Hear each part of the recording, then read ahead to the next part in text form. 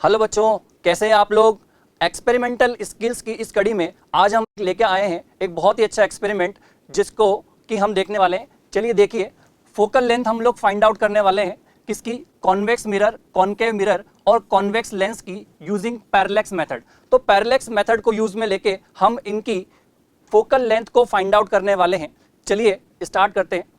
तो यहाँ पर आप देख सकते हो कि स्फेरिकल मिरर्स जो है उसमें से इस सरफेस को कट किया जाता है जिसकी एक साइड जो है वो आपकी पॉलिश होती है।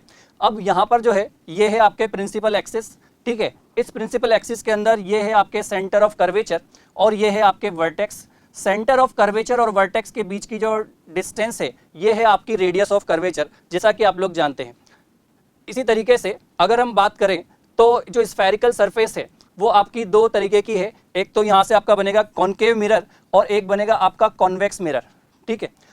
कॉनकेव मिरर में आपकी ये वाली जो सरफेस है ये आपकी रिफ्लेक्टिंग सरफेस है, ठीक है, और पीछे वाली जो सरफेस है वो आपकी पॉलिश्ड है। जबकि कॉन्वेक्स मिरर के अंदर ये वाली जो है वो आपकी रिफ्लेक्टिंग सरफेस है और पीछे वाली जो सरफेस है ये आपकी पॉलिश्ड है, ठीक है। यहाँ पर हम देखेंगे कुछ रूल्स। अगर प्रिंसिपल एक्सिस के कोई रे पैरेलल है तो रिफ्लेक्शन के बाद जो है वो कहाँ से पास होगी, फोकस से पास होगी, जैसा कि आप लोग जानते हैं। इसी तरीके से अगर कोई रे आपके वर्टेक्स पर जा रही है तो वो सेम एंगल से रिफ्लेक्ट होती है। सिमिलरली अगर कोई रे फोकस से पास हो रही है तो रिफ्लेक्शन के बाद वो प्रिंसिपल एक्सिस के पैरेलल आ जाएगी। इसी तरीके से आप देख सकते हो अगर कोई रे जो है सेंटर ऑफ कर्वेचर से पास हो रही है तो रिफ्लेक्शन के बाद वो सेम पाथ को फॉलो करती है। अब यहाँ पर हम देखने वाले हैं कि किस तरीके से हम रेडियस ऑफ कर्वेचर को फाइंड आउट करेंगे। सबसे पहले हम बात करते हैं कॉनकेव मिरर की। आइए देखते हैं। देखिए कॉनकेव मिरर, तो कॉनकेव मिरर की हम लोग यहाँ पर बात कर रहे हैं। ये आपका ऑब्जेक्ट है, ऑब्जेक्ट इस पोजीशन पे है तो आप देख सकते हो ये आपके 2f से जो है वो आगे है। तो इसकी जो इमेज है वो कैसी बन रही है, आपकी रियल इमेज बन रही है इसकी। ये आपकी रियल इमेज है और इन्वर्टेड है और ऑब्जेक्ट से कैसी है, छोटी है। अब हम क्या करते हैं, यहाँ से इसको जो है वो आगे मूव करते हैं। तो यहाँ पर मैं इसको 2f पर लेकर आता हूँ। तो जैसे ही आप इसे 2f पर लेकर आएंगे तो 2f पर लेकर आओगे तो आप देख सकते हो जो ऑब्जेक्ट है और इमेज है दोनों की साइज आपकी सेम है और ये आपके इन्वर्टेड इमेज जो है वो आपको मिल रही है, ठीक है। अब हम इस ऑब्जेक्ट को जो है f और 2f के बीच में लेके आते हैं तो आप देख सकते हो कि इसकी जो इमेज मिल रही है वो आपको ऑब्जेक्ट से लार्ज मिलेगी, साथ में आपको इन्वर्टेड इमेज जो है वो मिल रही है, ठीक है। अब मैं इस ऑब्जेक्ट को यहाँ से मूव करके फोकस पे ले आता हूँ। तो जैसे ही आप इसे मूव करके फोकस पर लेकर आओगे तो इसकी जो इमेज बनेगी वो कहाँ मिलेगी, आपको इन्फिनिटी पर मिलेगी। अगर हम इस ऑब्जेक्ट को और आगे मूव करते हैं और मैं इसको फोकस और वर्टेक्स के बीच में अगर लेकर आऊं तो आप देख सकते हो कि इसकी जो इमेज है वो आपको मिरर के पीछे मिल रही है और ये कैसी है, वर्चुअल इमेज आपको मिल रही है और ऑब्जेक्ट से बड़ी इमेज जो है वो आपको मिल रही है। तो ये हमने देखा कि कॉनकेव मिरर जो है किस तरीके से इमेज का फॉर्मेशन करता है। चलिए आगे चलते हैं। ये देखिए रे डायग्राम जो हमने देखे थे किसके, कॉनकेव मिरर के। तो अगर इन्फिनिटी से रेज आ रही हैं तो रिफ्लेक्शन के बाद ये कहाँ से पास हो रही है, फोकस से आपके पास हो रही है। ठीक इसी तरीके से हमने देखा कि अगर ऑब्जेक्ट जो है वो 2f के आगे है तो इसकी जो इमेज है वो आपके इन्वर्टेड मिलेगी, रियल मिलेगी और ऑब्जेक्ट से छोटी इमेज आपको मिलती है। ठीक इसी तरीके से हमने देखा कि अगर ऑब्जेक्ट को हम कहाँ पर प्लेस कर दें, 2f पर प्लेस कर दोगे तो इसकी इमेज भी 2f पर ही बनेगी और इन्वर्टेड इमेज आपको मिलेगी। अगर हम ऑब्जेक्ट को और आगे ले जाएंगे, 2f और f के बीच में ले जाओगे तो इसकी जो इमेज है वो यहाँ पर बनेगी और इमेज होगी वो इन्वर्टेड है, ऑब्जेक्ट से बड़ी होगी और ये रियल इमेज आपकी होगी। अगर इस ऑब्जेक्ट को हम और आगे ले जाएं तो देखिए क्या होगा। इस ऑब्जेक्ट को अगर हम फोकस पर ले जाएंगे तो फोकस पर ले जाओगे तो इमेज जो है वो आपकी कहाँ बन रही है, इन्फिनिटी पे आपकी इमेज बनती है। और अगर फोकस और वर्टेक्स के बीच में आप ऑब्जेक्ट को ले जाओगे तो इमेज जो है वो आपको वर्चुअल इमेज मिल रही थी और वो किधर मिल रही है, कॉनकेव मिरर के पीछे मिल रही है। तो बच्चों ये हमने देखा कि कॉनकेव मिरर से किस तरीके से इमेज का फॉर्मेशन हो सकता है। अब हम बात करते हैं कॉन्वेक्स मिरर से किस तरीके से इमेज का फॉर्मेशन होता है। चलिए चलते हैं।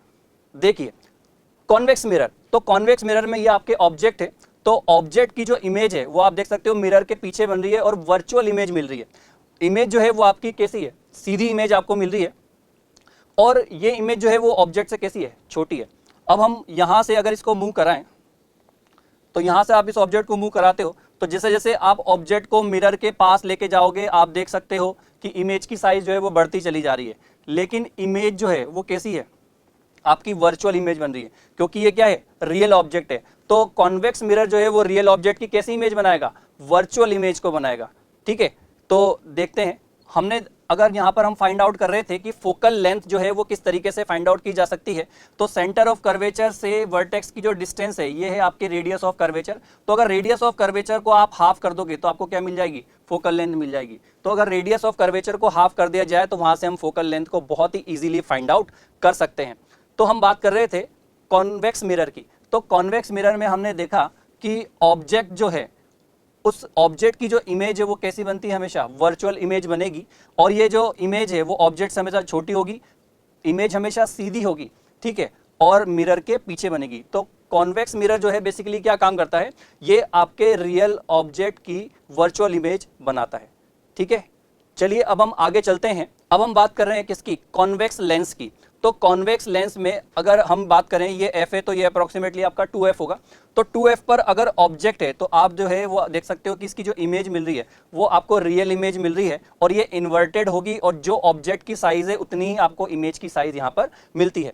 अब हम यहाँ से इसको आगे लेके जाते हैं।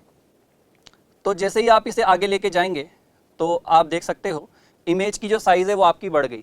ठीक है, तो जैसे आप 2f से आगे लेके जाओगे तो इमेज की साइज आपकी बढ़ गई। मैं इसको यहाँ से मूव करा के f पर ले जाता हूँ। तो जैसे ही मैं इसे फोकस पर लेकर जाऊंगा तो इमेज जो है वो आपकी कहाँ बनेगी, इन्फिनिटी पर जाके आपकी इमेज बनेगी।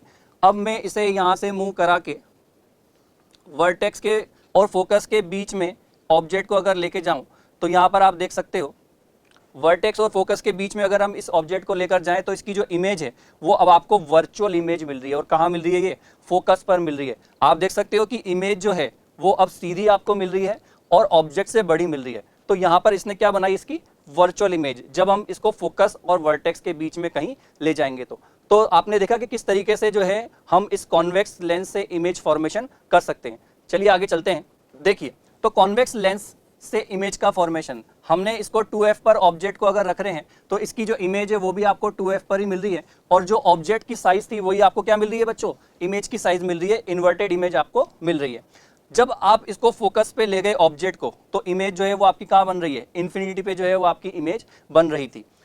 यहाँ आप देख सकते हो बच्चों कि जब ऑब्जेक्ट को फोकस और वर्टेक्स के ठीक बीच में रखा जाता है तो यहाँ पर जो हमें इमेज मिल रही है वो कहाँ पर मिल रही है, आपके फोकस पर मिल रही है।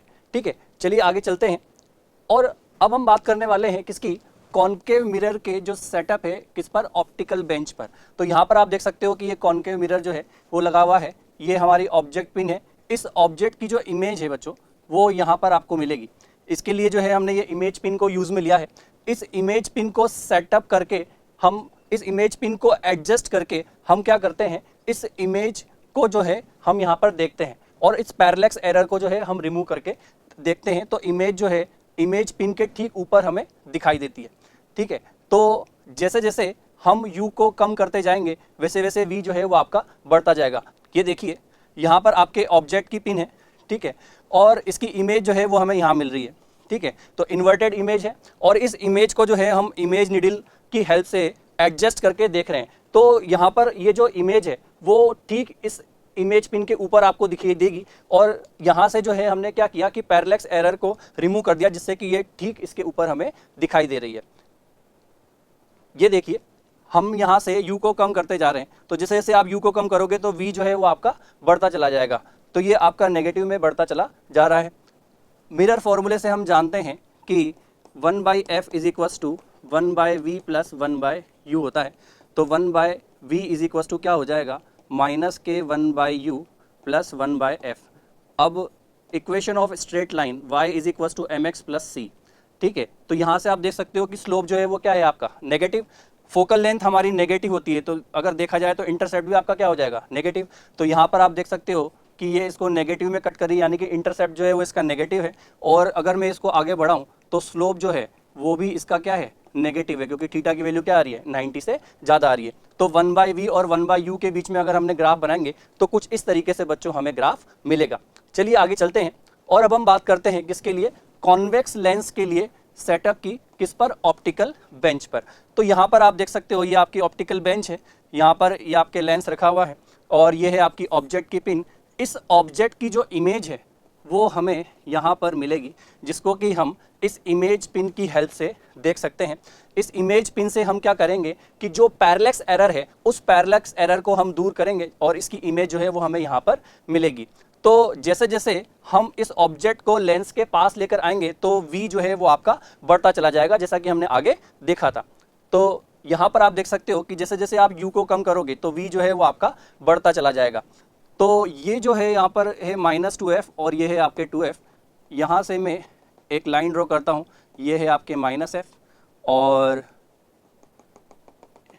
ये है आपके f, ठीक है। इसके सेंटर से हम पास करेंगे तो ये एंगल जो है वो हो जाएगा आपका 45 डिग्री।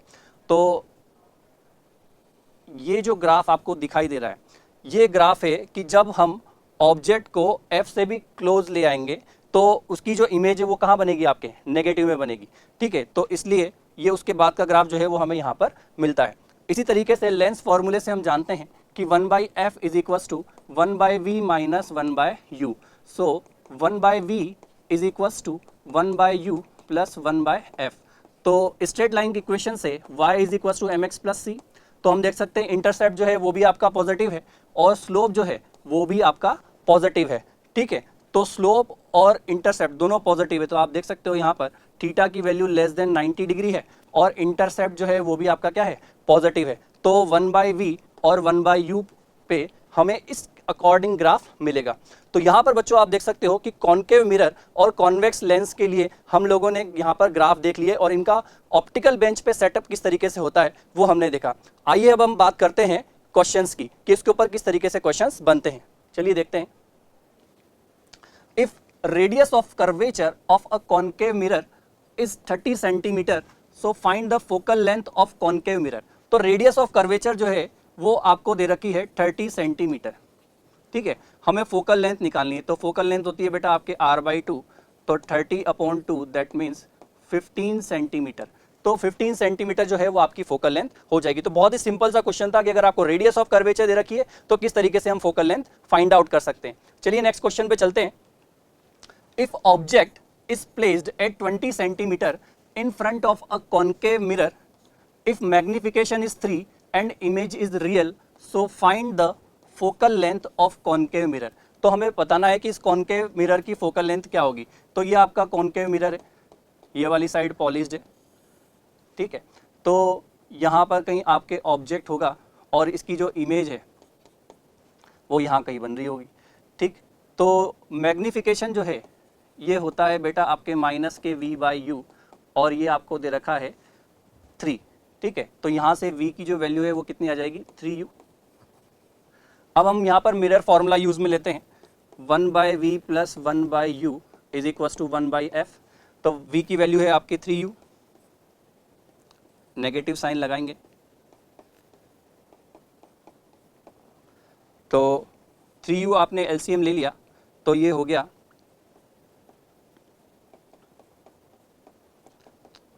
तो f की जो वैल्यू है ये हो गई आपके यहाँ से -3/4u और u जो है वो आपको क्वेश्चन में दे रखा था 20 सेंटीमीटर।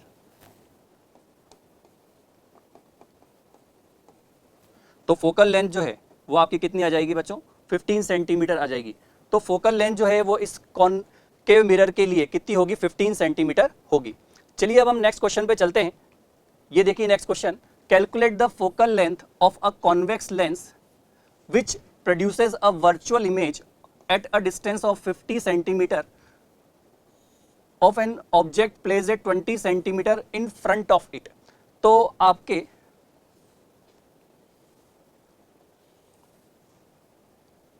यहाँ पे ऑब्जेक्ट है तो इमेज भी आपके इसी साइड जो है वो बन रही है। क्यों, क्योंकि कैसी इमेज बन रही है, वर्चुअल इमेज आपके बन रही है। तो हमें यहाँ पर फोकल लेंथ जो है वो फाइंड आउट करनी है, क्या होगी। तो लेंस फॉर्मूला हम यूज में लेते हैं, 1/v minus 1/u is equal to 1/f। यहाँ पर v की वैल्यू जो है वो आपको दे रखी है 50, u जो है वो आपको दे रखा है 20 centimetre is equal to 1/f। 100 जो है वो आपका एलसीएम आ जाएगा,